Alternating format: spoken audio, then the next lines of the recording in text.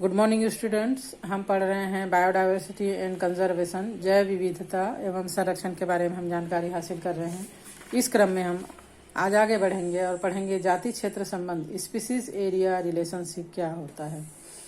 दक्षिण अमेरिका के वनों में सर्वेक्षण के दौरान जर्मनी के महान प्रकृतिविद और भूगोलशास्त्री अलेक्जेंडर वान हम्बोल्ट इन्होंने ये निष्कर्ष निकाला कि कुछ सीमा तक क्षेत्र की जाति समृद्धि अन्वेषण क्षेत्र की सीमा बढ़ाने के साथ बढ़ती है, लेकिन ये सीमा एक सीमा तक ही संभव हो पाता है। उस सीमा से आगे ये नहीं बढ़ पाता।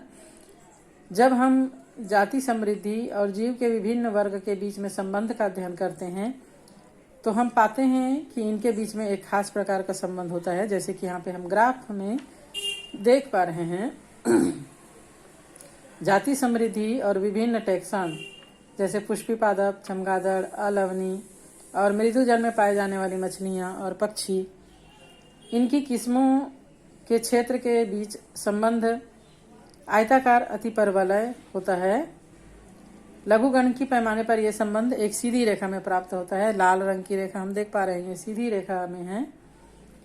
और इसको समीकरण के द्वारा प्रदर्शित करें तो इस प्रकार समीकरण होता है log s = log c + z log a, जहां पर s जो है वो जाति समृद्धि को प्रदर्शित कर रहा है, स्पीसीज, c = y - अंतःखंड है, z रेखी ढाल और a जो है वो क्षेत्र को प्रदर्शित कर रहा है। पारिस्थितिक वैज्ञानिकों के अनुसार z का मान 0.1 से 0.2 के बीच होता है, चाहे वर्गीकी समूह अथवा क्षेत्र कुछ भी हो, जैसे न्यूयॉर्क के मोलस्का हो, कैलिफोर्निया के पक्षी हो या फिर भारत के पौधे हो। इन सभी में रिप्रेशन लाइन की ढलान लगभग एक जैसी ही होती है। अगर हम जाति क्षेत्र के संबंध का अध्ययन करेंगे तो संपूर्ण महाद्वीप में और शयन रेखी ढलान जो है वो तिरछी होती है, जिसमें जेड का रेंज जो है 0.6 से 1.2 के मध्य बीच में होता है। उष्णकटिबंधीय क्षेत्रों में पाए जाने वाले जो फलाहारी पक्षी हैं, शाकाहारी पक्षी और मैमल्स हैं, उनकी रेखा ढलान 1.15 होता है। जाति विविधता का परितंत्र में महत्व।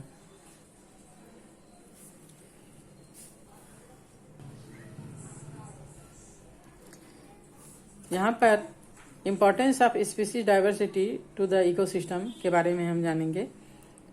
कई दशकों तक जो पर्यावरणविद हैं उनका मानना था कि जिस समुदाय में अधिक स्पीसीज होती है वो पारिस्थितिक तंत्र कम स्पीसीज वाले पारिस्थितिक तंत्र से ज़्यादा स्थिर रह पाता है, क्योंकि यहाँ पे जो अलग अलग प्रकार के फोना और फ्लोरा हैं वो एक दूसरे से संबंधित होते हैं और एक दूसरे की आवश्यकताओं को, जैविक आवश्यकताओं को पूरा करने में सहायक होते हैं।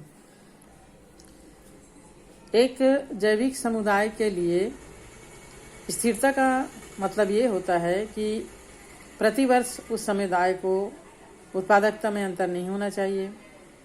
वह समुदाय प्राकृतिक या मानव निर्मित बाधाओं को रोकने वाला होना चाहिए।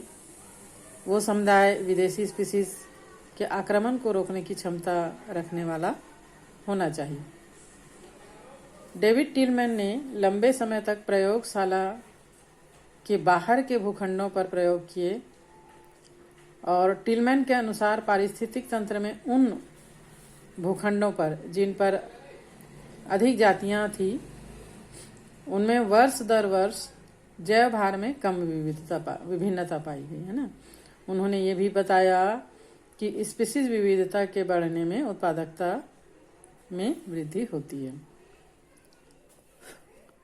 पृथ्वी पर मानव जीवन के अस्तित्व के लिए अच्छा जाति समृद्धि पारिस्थितिक तंत्र आवश्यक है, जरूरी है। प्रतिवर्ष हर साल इस ग्रह से अनेक स्पीसीज विलुप्त हो रही है। आज हम देखते हैं कि बहुत सारी प्रजातियां जो पहले पाई जाती थी अब नहीं पाई जाती, और इसका बहुत बड़ा कारण जो है वो मानव है।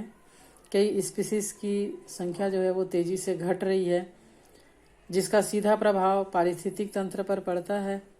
अगर हम किसी पारिस्थितिक तंत्र के एक कड़ी को भी हटा दें तो वह पारिस्थितिक तंत्र धीरे धीरे समाप्त हो सकता है। जैसे उदाहरण के लिए मेढक पारिस्थितिक खाद्य श्रृंखला का एक महत्वपूर्ण अंग है। वो कीट पतंगों को भोजन करता है। तो मनुष्य के कार्यकलापों के कारण मेढकों की संख्या में तेजी से कमी आई है और इसका नकारात्मक जो प्रभाव है वो पर्यावरण पर पड़ रहा है। सोचिए, अगर किसी पारिस्थितिक तंत्र से, मान लीजिए धान का खेत है, वहां से हमने मेढक को गायब कर दिया, तो मेढक जो है वो कीट पतंगों को नहीं खा पाएगा, तो कीट पतंगों की संख्या बढ़ जाएगी और हमारे फसल जो है वो कीट पतंगों के द्वारा बर्बाद कर दिया जाएगा। इस प्रकार मेढक के कम होने के कारण फसलों को नष्ट करने वाले कीट पतंगों और मच्छरों की संख्या में वृद्धि हो जाती है।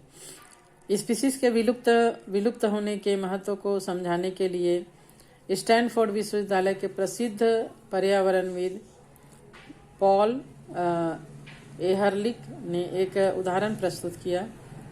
उन्होंने पारिस्थितिक तंत्र की तुलना एक वायुयान से की और पारिस्थितिक तंत्र में पाए जाने वाले स्पीसीज की तुलना कीलक यानी रिवेट से की। यदि हम सोचें कि पारिस्थितिक तंत्र से अगर कुछ स्पीसीज विलुप्त हो जाती तो पारिस्थितिक तंत्र पर क्या प्रभाव पड़ने वाला है। पृथ्वी पर 70,000 मोलस्क के स्थान पर 50,000 मोलस्क ही रह गए हैं। तब पारिस्थितिक तंत्र पर क्या पड़ने वाला है। मेघालय की खासी पहाड़ियों से कुछ पौधों की स्पीसीज विलुप्त हो जाए तो वहां के पारिस्थितिक तंत्र पर क्या प्रभाव पड़ेगा। दूरगामी प्रभाव इसका ये पड़ेगा कि धीरे धीरे जो है वहां का जो पारिस्थितिक तंत्र है वो समाप्त हो जाएगा। यहाँ पर वायुयान का उदाहरण दिया गया है। वायुयान के विभिन्न हिस्सों को एक दूसरे से जोड़ने के लिए कीलक यानी रिकेट की आवश्यकता होती है, रिवेट की। यदि हम कीलक से एक स्पीसीज मान लें और वायुयान के हर यात्री एक कीलक अपने साथ ले जाए तो वायुयान क्या होगा, धीरे धीरे कमजोर होते चले जाएगा, उसके पार्ट्स कमजोर होते जाएंगे।